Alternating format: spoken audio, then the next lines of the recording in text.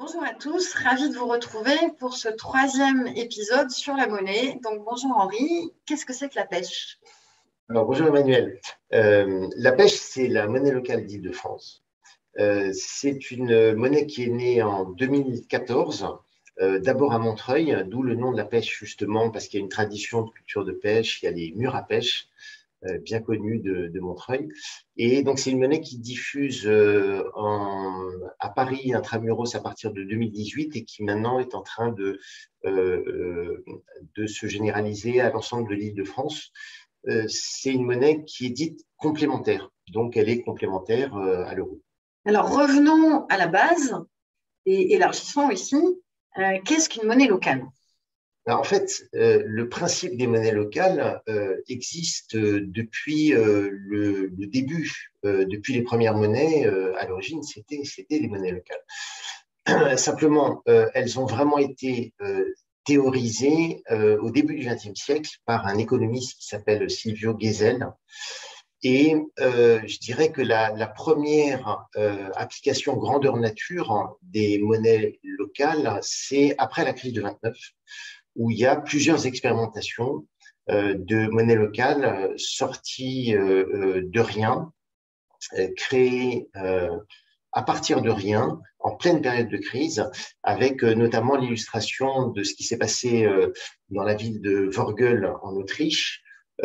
C'est une histoire extrêmement intéressante qui montre la puissance que peut avoir une monnaie locale pour reconstruire l'économie, en l'occurrence là d'une ville, alors que la crise est généralisée dans toute l'Europe. Expérience qui s'arrête au bout de 2 ans parce que la Banque de Vienne finit par interdire cette monnaie. Il faut savoir qu'il y a un magnifique film qui s'appelle La monnaie miraculeuse qui retrace cette histoire que j'encourage vraiment tout le monde à regarder, qui est facile à trouver sur YouTube.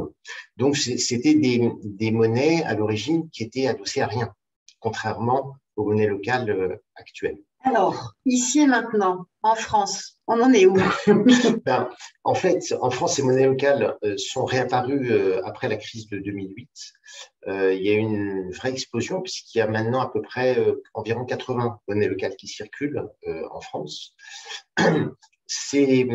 Entre-temps, ça a été légalement autorisé donc par la loi de l'économie solidaire et sociale de juillet 2014. Donc, dans cette loi de l'ESS, les monnaies locales sont à parité avec l'euro. Par exemple, dans le cas de la pêche, une pêche égale 1 euro. Et c'est organisé par le milieu associatif. C'est-à-dire que c'est une association qui gère la monnaie locale par région. Les monnaies qui marchent le mieux, en fait, c'est celles qui ont réussi à mettre en place 2 leviers très importants. C'est quand les municipalités arrivent à rentrer dans la boucle et se mettent à faire circuler, elles aussi, la monnaie locale. On a une bien meilleure circulation et un bien meilleur effet de ces monnaies locales sur le territoire. Et puis, les monnaies locales qui sont passées sur une version numérique, en plus des billets, également, on voit que ça facilite quand même les échanges entre les différents professionnels, commerçants, fournisseurs, etc. Alors, on en arrive à cette question qui fâche. Si une pêche égale 1 euro, à quoi ça sert de payer en pêche plutôt qu'en euros? Bon, il y a au moins 5 raisons. La première raison, c'est que la monnaie locale, une fois qu'elle circule, elle reste sur le territoire. Il faut bien comprendre que ce qui est intéressant à la monnaie locale, c'est la circulation de la monnaie, c'est-à-dire qui va d'une main à l'autre via le commerçant qui va payer son fournisseur, ou quand une municipalité, par exemple, accepte la monnaie locale, elle va reverser sous forme de salaire, par exemple, ou on peut aussi utiliser, par exemple, payer son électricité auprès de Enercop, ce genre de choses. Donc, une fois que la monnaie circule, quand c'est en monnaie locale, elle ne peut pas quitter le territoire. Ça, c'est vraiment la première raison. Donc, on revient aux origines de la monnaie, qui est un outil qui sert à favoriser les échanges de biens et de services et qui reste une simple échelle de valeur, simplement. Donc, ce sont les fonctions d'origine de la monnaie. La deuxième raison, c'est que, en fait, les monnaies locales ne concernent que des activités qui sont vertueuses, entre guillemets, parce que pour utiliser de la monnaie locale, on doit être en accord avec les différentes chartes, la charte éthique de chaque association de monnaie locale. Et donc, il n'y a globalement pas de place pour le commerce qui pollue, pour les grandes entreprises, les multinationales, la nourriture industrielle, tout ça, ça n'a pas vraiment sa place dans les monnaies locales qui favorisent l'économie de proximité, en fait, hein, l'économie locale, vraiment, localement implantée. La troisième raison, c'est que quand on met en circuit de la monnaie locale, on utilise donc des euros qui vont être mis sur un fonds de garantie. Ce fonds de garantie, c'est une somme d'euros et parfois une masse d'euros. Hein, si on se projette sur plusieurs millions, par exemple, d'euros, c'est autant d'euros qui ne sont plus du coup dépensés dans ces circuits de l'économie qui est l'économie prédatrice, celle de tout le monde se bat avec tout le monde, celle qui pollue, etc. Donc, et puis celle qui finalement finit sur les marchés financiers ou dans les mains des multinationales.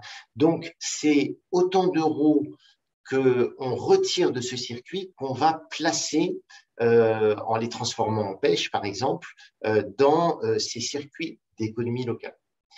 Et alors, le quatrième point, c'est que justement, ce fonds de garantie, ce n'est pas de la monnaie qui va dormir, puisque il est mis sur, généralement, au niveau de la nef, donc c'est une banque éthique qui ne va pas sur les marchés spéculer sur les marchés financiers. Et en fait, ce fonds de garantie peut permettre aussi de financer via des prêts des projets qui sont des projets très intéressants pour le territoire, donc des projets qui sont également éthiques et qui permettent de réimplanter sur le territoire cette économie locale. Et je dirais le cinquième point qui est probablement le plus important, c'est que c'est un outil qui refait du lien et qui recrée de véritables réseaux, en fait, localement sur le territoire, basé sur la confiance et sur une certaine éthique, en fait. Hein. Donc, toutes ces raisons font que quand on change un euro en pêche, par exemple, en fait, c'est tout à fait un acte militant qui a des conséquences au quotidien, en fait. Hein.